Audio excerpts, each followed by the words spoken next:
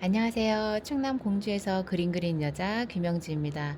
오늘은 12월 11일 금요일 밤이에요. 유진남 시집 마실 가는 길.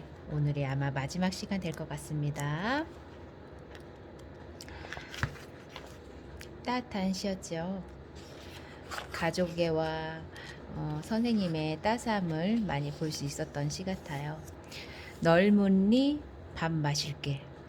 넓은 리에서 밥 마실 가는 길이란 된장국에 밥 한 그릇 뚝딱 말아먹고 헐렁헐렁 쇠 울타리 넘어 도보다리 건너 실없이 둥실둥실 동무에게 놀러가는 길.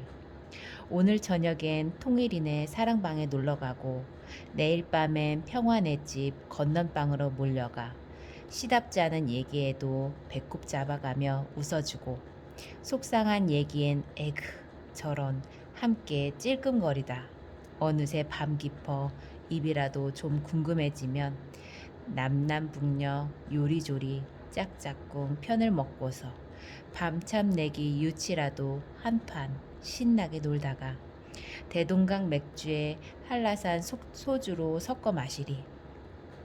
이러구러 눈맞은 처녀총각들 내친김에 송악산 언저리 만월대 노래방으로 몰려가 아리아리 쓰리쓰리 막힌 가슴 풀어놓고 어깨동무 빙글빙글 춤추다 밤은 깊어가리.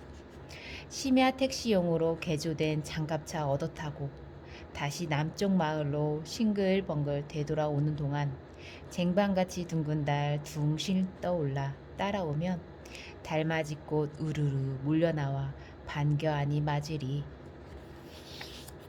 북쪽으로 가고 싶다.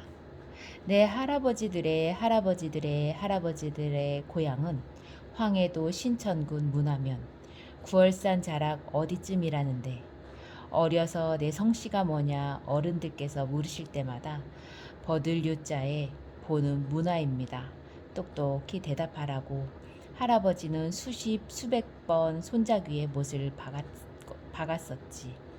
전주 이씨라거나 김해 혹은 경주 김씨인 친구들이야 그곳이 어딘지 쉽게 알 수도 자랑스러울 수도 있었지만 문화가 대체 어디에 붙어 있대유 물어라도 볼라치면 황해도 구월산 근처 어디라는디 나도 잘 모르겠다. 돌아온 답이란 게 싱겁고 답답해서 심통이 나곤 했지. 너는 왜 유가 아니고 굳이 발음하기도 힘든 유냐고 그거 두음 법칙에 어긋나는 거 아니냐 따지던 국어시간 문화류 씨는 유씨하고는 달리 버들 유자를 써서 그렇다고 대법원에서도 써도 된다고 했다고 강변을 하면서도 대체 저 문화라는 곳이 어떤 땅이었는지 궁금했지. 그런데 알고 보니 그곳은 바로 황해도 신천군 구월산. 구월산은 아사달의 한자음. 아사달은 해가 뜨는 조선 당군 임금님 나라 세우고 도읍한 아름다운 땅이었지. 외놈에게 나라 빼앗겼을 때 아홉 호랑이 떨쳐 일어나 그 이름도 서늘한 구월산 유격대. 무장 독립 투쟁의 터전. 그러나 자랑스러움은 잠시뿐. 나는 금세 어두워져 버렸네. 사륙 명령 내릴 때마다 정성껏 주기도문을 외워댔다던 메가더와 그 쫄개들에 의해 자행된 학살극의 무대였기에 피카소라는 이가 그렸다는 한국에서의 학살이 바로 3만 5천 무고한 인민을 죽인 신천양민 학살이었기에 북으로 가는 길 다시 열리면 나 그곳에 먼저 달려가리. 남의 땅으로 돌아가기 싫어 아껴둔 땅 백두산 가기 전 신천박물관 앞들 400 어머니 묘와 백둘 어린이 묘 앞에 공주 금강 살구쟁이 학살터에서 가지고 간 흙 한 줌 먼 우리 할아버지의 후손들 묻혔을 그 무덤 위에 눈물 한 줄기 섞어서 고맙고 슬프게 큰 절 올려야 하리.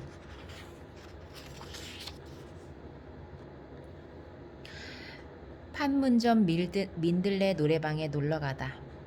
철조망 쇠가시 틈새로 민들레 꽃 몇 송이 피어나던 날 난 엉뚱하게도 눈 씻고 봐도 세상 그 어디에도 없는 남한이라는 나라 이름에 처음 피어나는 소리 니은과 북조선이라는 아주 가깝고 먼 나라의 첫소리 비읍이라는 참 가깝고도 먼 소리 사이에 무슨 말 웅크려 있나 생각하다.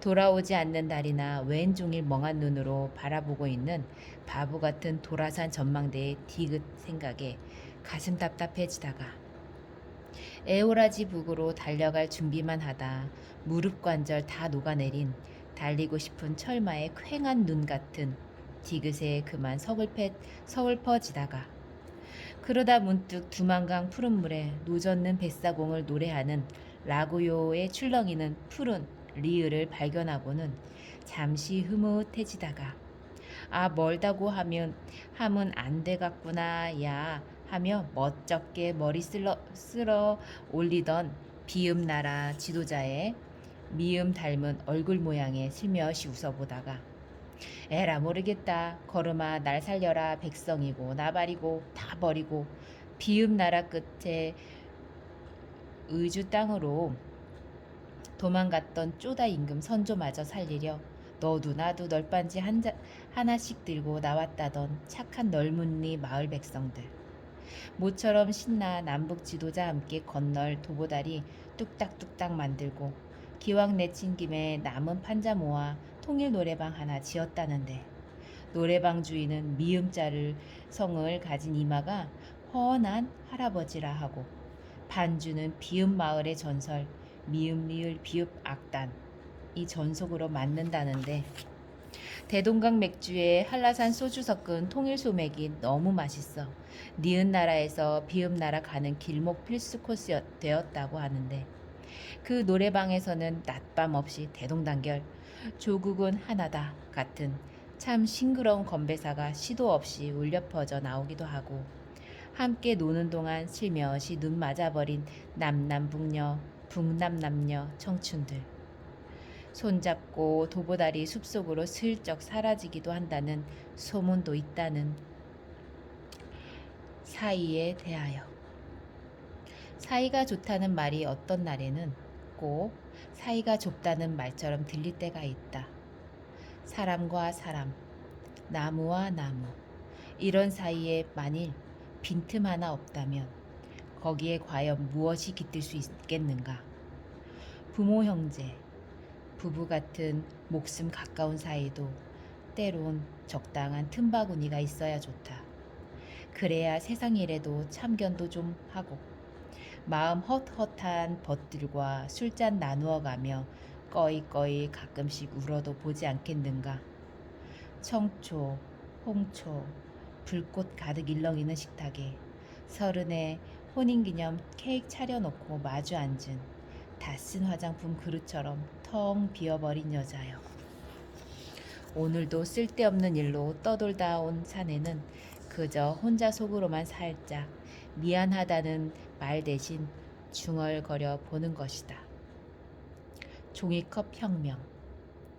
달달한 믹스커피나 콜라 혹은 시금털털한 막걸리나 담고 흔들리다 가뭇없이 구겨져 사라져 버리곤 하던 어느 날 문득 사람들 더불어 광화문 광장 한복판으로 뚜벅뚜벅 걸어가 발바닥에 질끈 성호를 새긴 다음 백만 송이 촛불들의 뜨거운 눈물과 함성 몸 안에 고스란히 받아앉는 동안 넘실넘실 하얀 목련꽃으로 피어오르던 가벼워서 빛나던 10원짜리 목숨이여 너를 감싸안고 파도처럼 일렁이던 노래들 이제 다 산 넘어 집으로 돌아가고 처음으로 뻐근하게 솟아오르던 내 가슴에 비록 혁명의 이름자 하나 달진 못했으나 다시금 착한 사람들 목숨에 가까워질 미천하고 크나큰 불그릇이여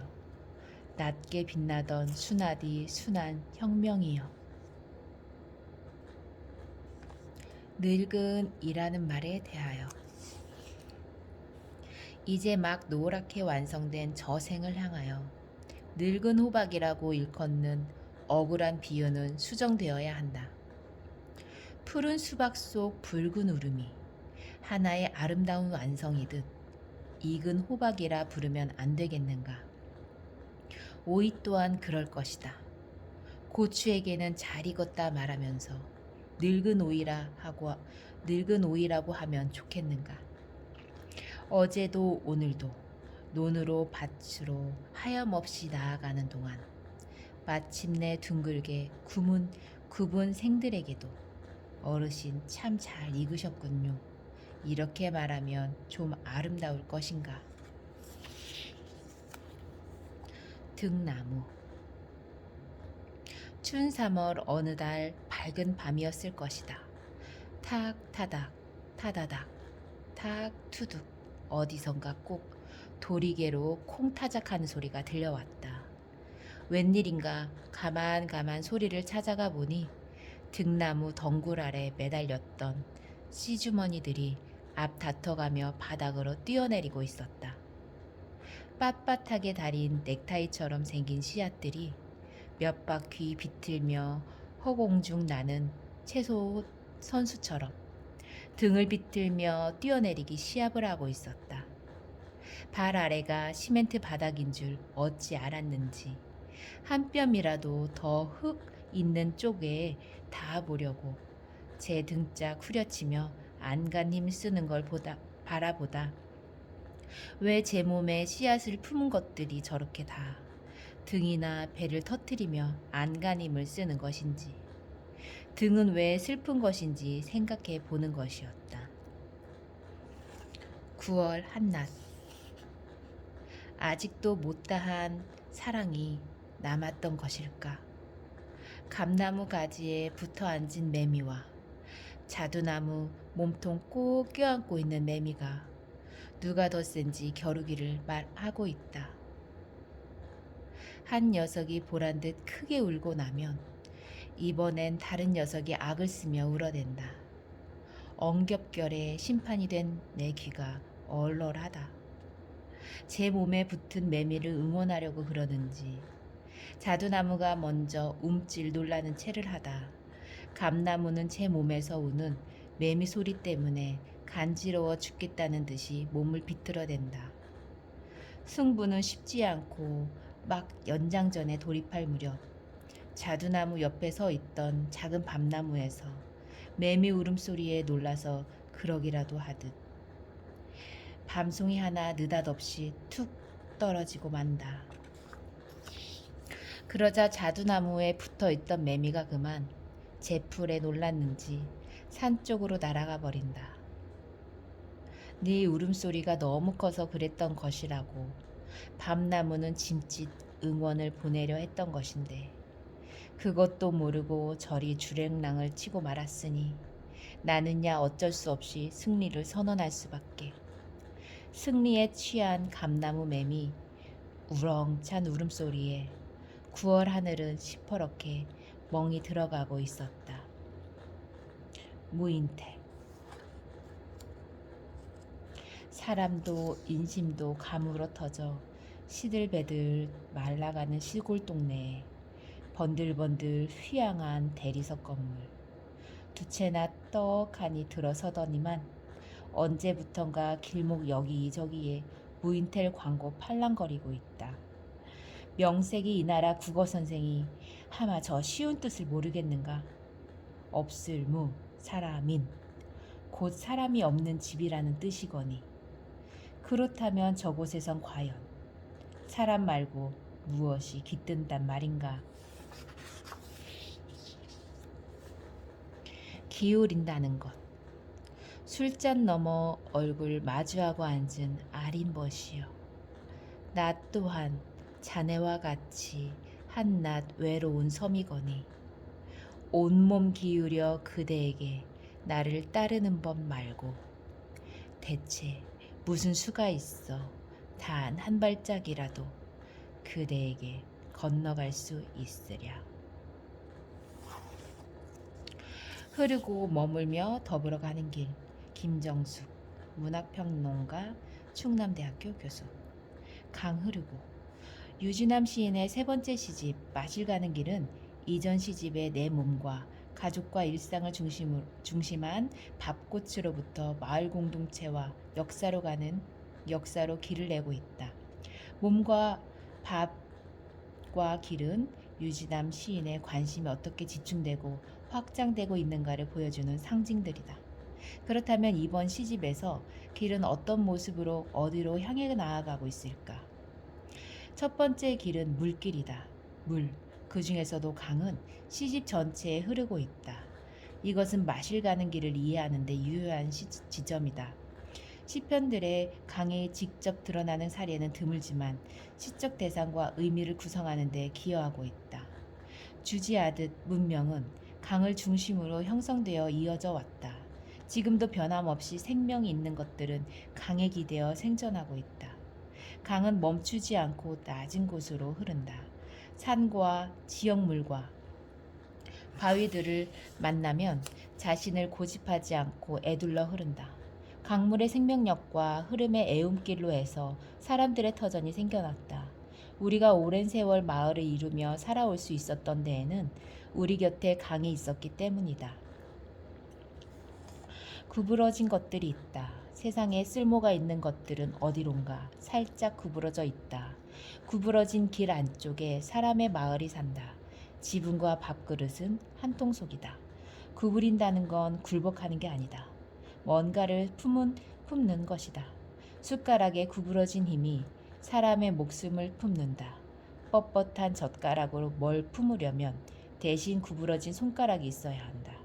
구부러진 나무 뿌리가 흙을 품고 살아가는 동안 가지는 수없이 스스로를 구부려가며 품 안에 열매를 기른다. 그 안에 슬쩍 새들도 깃들어 산다. 어쩌다 점심 무렵 마을회관에 나가보면 평생 자식이거나 곡식들 품느라 바싹 구부러져 버린 녹슨 호미와 잎 빠진 낙 같은 이들 오글오글 모여있다. 오늘 아침까지 구부러진 호미 한 자루로 살에 긴 콩밭 2벌 김 메고 나오시는 94 남용할머니 90도 허리가 젤로 싱싱하다. 누군가를 사랑한다는 것도 실은 누군가를 향해 나를 하염없이 구부리는 일일 것이다. 이 시는 이번 시집의 서시라고 부를 만한 풍경과 의미를 담고 있다.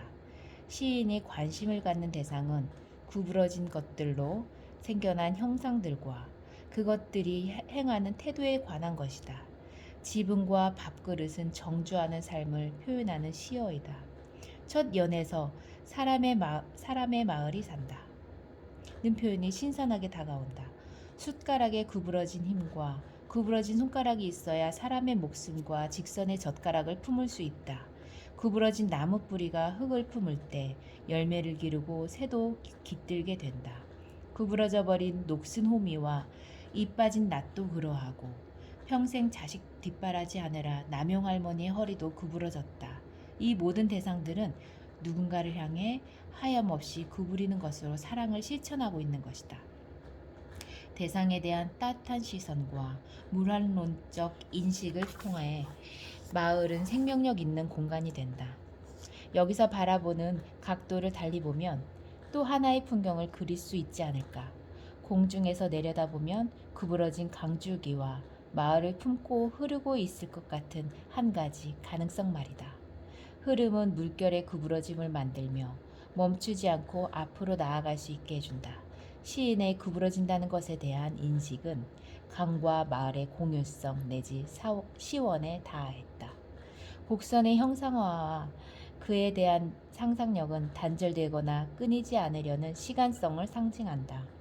강물의 흐름은 교류와 들고 남을 반복하면서 크고 작은 마을 공동체를 생성하였다.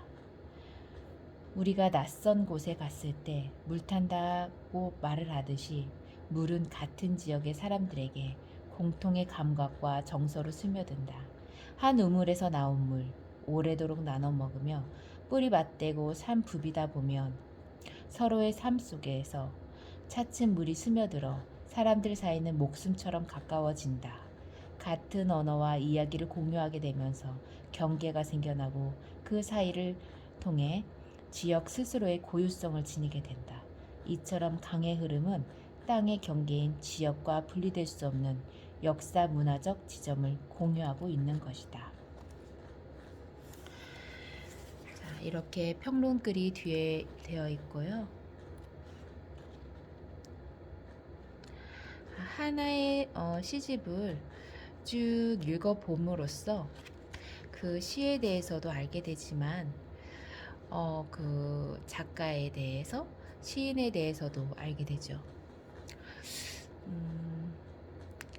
자, 이 마지막 부분 한 번 더 읽고 마무리하겠습니다. 따뜻한 손길이 좋다. 따뜻한 가슴이 좋다. 눈길 따뜻한 사람이 좋다.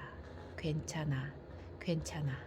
시린 등 토닥여주는 봄 햇살 같은 아랫목 이불 속에서 누군가를 기다리는 한 그릇 밥 같은 그런 따뜻한 말, 따뜻한 발걸음으로 그대에게 가고 싶다. 시인의 말 중에서. 시집, 마실 가는 길은 따뜻하다. 불꽃 잦아준 발간 수채 미열 같고 시린 손과 몸을 맞춤하게 데워주는 아랫목 밥 그릇과 같은 온도를 품고 있다. 그 온도는 크게 소리를 내거나 과장하지 않는 솔직한 시선과 목소리에서 비롯된다. 유진남 시인은 강물이 흐르는 언저리에서 세월이 흐름에 따라 변하여 바뀌어 온 자연과 인간 역사의 길을 진득하게 노래하고 있다. 인정과 연대의 마을 공동체를 지속적으로 시화함으로 생명과 평화의 세계로 나아가고자 한다.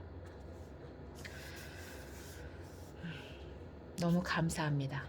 이렇게 제가 선생님들 주변에 우리 공주의 선생님들을 접하고 만나면서 선생님에 대해서도 알지만 이렇게 책으로 서적으로 나왔을 때 제가 읽으면서 저도 배운 점이 많고요. 공주를 알리면서 공주에서 지내고 계시는 선생님들의 책을 읽음으로써 이렇게 통해서 전달할 수 있는 그런 기쁨이 있기에 저는 너무 감사하게 생각하고 있습니다. 자, 다음에 또 다른 책으로 만나보겠습니다. 감사합니다.